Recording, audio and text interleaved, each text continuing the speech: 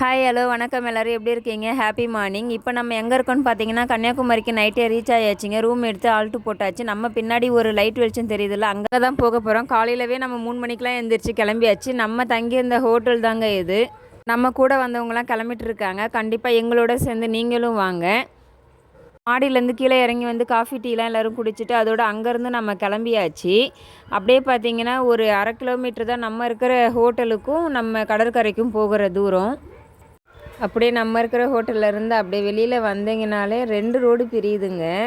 கரெக்டாக பார்த்தீங்கன்னா அங்கே வந்து திருவள்ளூர் பூங்கான்னு இருக்குது. அங்கே ஒரு குட்டி பூங்கா பார்க் மாதிரி இருக்குது வச்சுக்கிங்களா. அதை தாண்டி இந்த சைடு லெஃப்ட் சைடு உள்ளே வந்தீங்கன்னா பகவதி அம்மன் சொல்லிட்டு ஒரு அம்மன் சாமி இருக்காங்க. அவங்க வந்து கண்ணி கழியாமலே இருக்கிறதுனால கன்னியாகுமரி என பேரும் வந்ததுன்னு சொல்லப்படுதுங்க. சன்ரைஸ் பார்க்குறதுக்காக எவ்வளோ கூட்டம் காலையிலவே அலமோதுது பாருங்களேன் கடற்கரையில். நம்ம வரதுக்குள்ளவே இவ்வளோ கூட்டம் இருக்கணும்னு நான் நினைக்கலங்க. திருவள்ளூர் சிலைக்கும் விவேகானந்தர் மண்டபத்திற்கும் இடையே உள்ள கண்ணாடி பாலத்தில் எவ்வளோ அழகாக லைட்டு மாறி மாறி போடுறாங்க பாருங்கள். இதெல்லாம் நேரில் பார்க்கக்குள்ள ரொம்ப பியூட்டிஃபுல்லாக இருக்குங்க. அடுத்து சன்ரைஸ் வீடியோ வரும், கண்டிப்பாக பாருங்கள், லைக் போடுங்க.